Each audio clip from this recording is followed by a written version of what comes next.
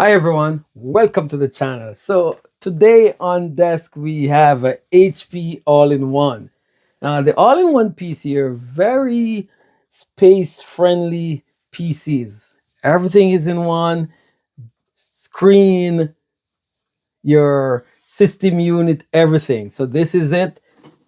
That's your computer with everything, keyboard, mouse, and sometimes you can get a wireless keyboard. Even for this model you can. So they are for years now been kind of cutting out their own little niche in the market, and if you come across one of these, it could be a great buy.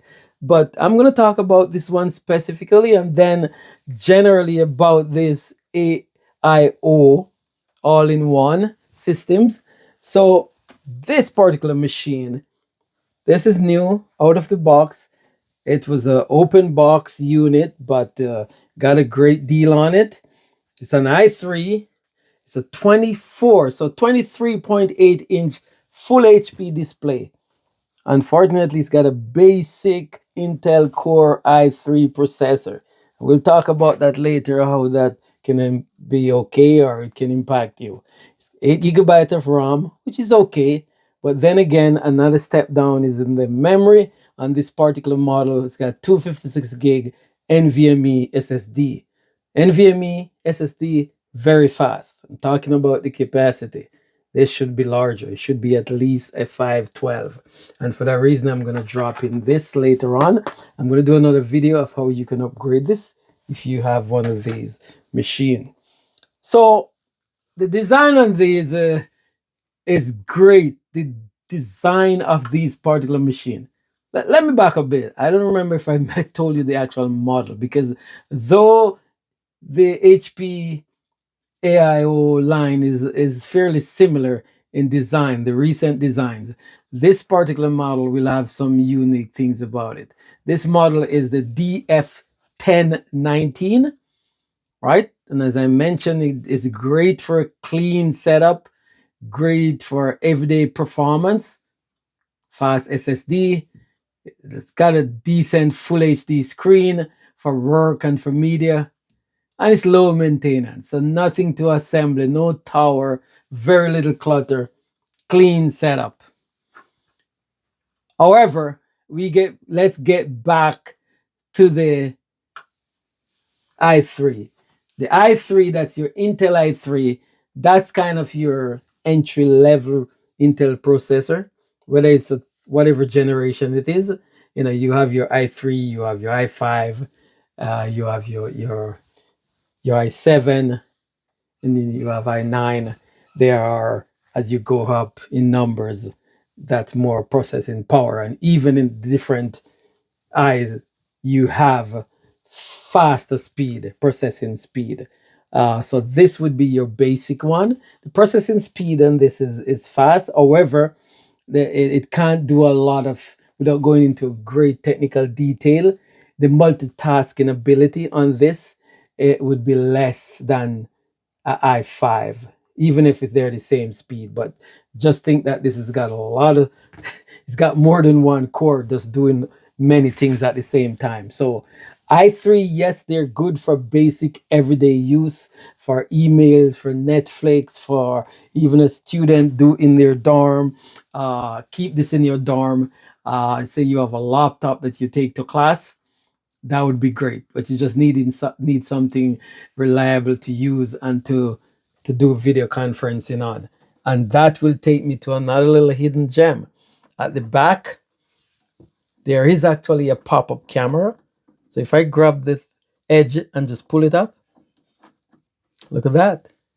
I've got a camera for my Zoom call, my whatever video calls I can use. And when I don't need it and I feel like I don't want a camera sitting there looking at me, just like that. So home office, perfect. Small space, you don't need a lot of stuff. Like I show you, you put in, I'll show you, it's not plugged in right now, but I'm gonna plug it in and we're gonna power it on. So barrel connector, just like with your laptop, that's a big thing. It's got a brick, that's it. Plug into AC, And these are the wired keyboard. So you plug your keyboard in and your mouse, and you still have one, two more USB ports available: HDMI out, RJ45, and a port for you to plug your jack for your audio in. And this would be your RJ45. You plug in Ethernet wired connection, but it's built in with wireless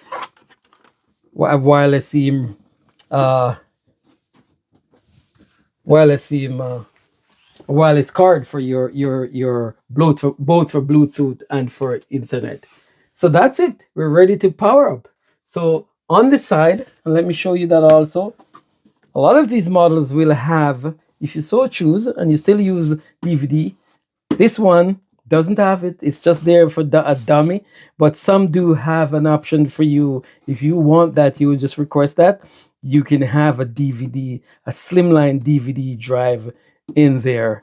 And if you don't, like, mostly everything is downloadable these days. But that's where your DVD drive would be, and that's your power button. So if it's facing you after you've plugged everything in, put your finger there, touch it, you're gonna see a light that's indicated, and you're gonna boot up. So HP coming up. Yeah, that's your speaker grill there. The sound on this is decent. The graphics on it, I'd say it's decent too. You're getting full HD 1080p on this. So you're fine. Most of what you will consume is going to be in 1080p anyway. So for, like I said, home users, student, home office, for seniors, great machine for this. So where it shine is where you need a clean setup, everyday performance, decent HD screen on this, low maintenance. Now, where does this struggle? Their limitation, it is not a good, I would say, great PC if you want to do heavy multitasking.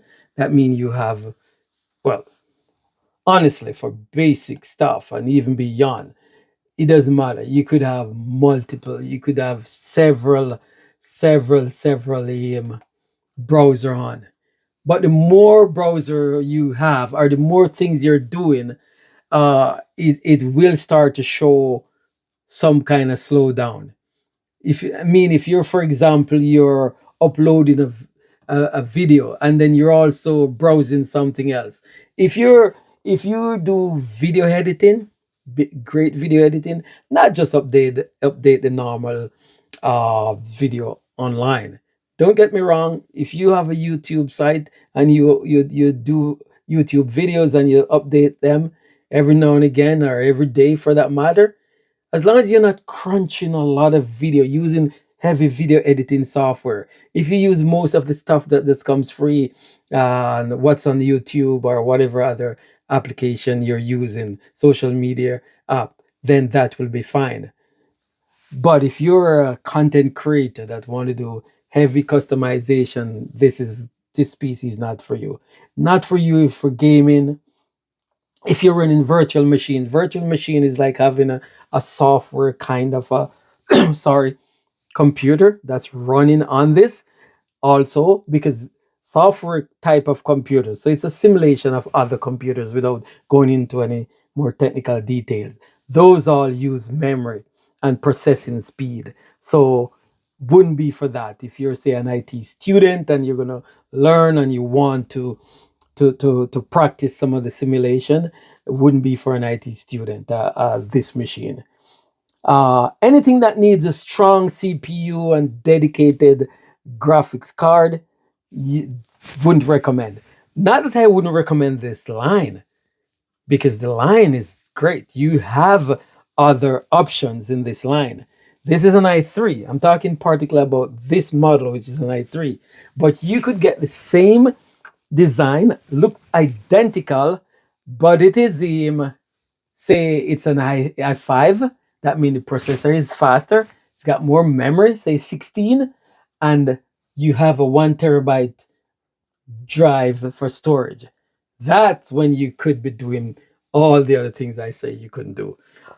Of course, you still will have some limitation with your graphic card, because even though they can be built-in graphic card that will give you more bang and more processing power, can do 4K, but you won't find a lot of those in these all-in-one. If you want to have, sure, some will, but the regular everyday one won't. So if you really want that and then the option to upgrade, then I would say go with a separate system unit where you can use a standard desktop GPU. But that being said, the price points on these are solid. Even at new, you could get these for six, 700, $800 based, depends on your configuration. And now a year old, you can get these machines for 350, around that. So what I would say finally about this machine is that it's a great budget all in one for home users, for school, office basics. It's a clean setup, simple, easy to use, and it's perfect for anyone, who your computing need is not power hungry performance, right? If you expect to grow into heavier application, this isn't the right machine. But for the price points, it is solid. Thanks for watching. Please remember to hit the like button, to subscribe, drop a comment. If you want me to review another all in one, and then of course, keep an eye out for the upgrade of this machine. If you with to a 512 or a 1 terabyte NVMe, if you have a similar machine, you have some question, drop them down below and look out for that video. Remember, the general most of the all-in-one from HP within the last few years pretty much is going to be the similar setup to get in there to do an upgrade. So even though yours may not be the identical model, you will learn quite a thing or two that will help you to do an upgrade of your own. So until next time, have yourself a great day. Bye now.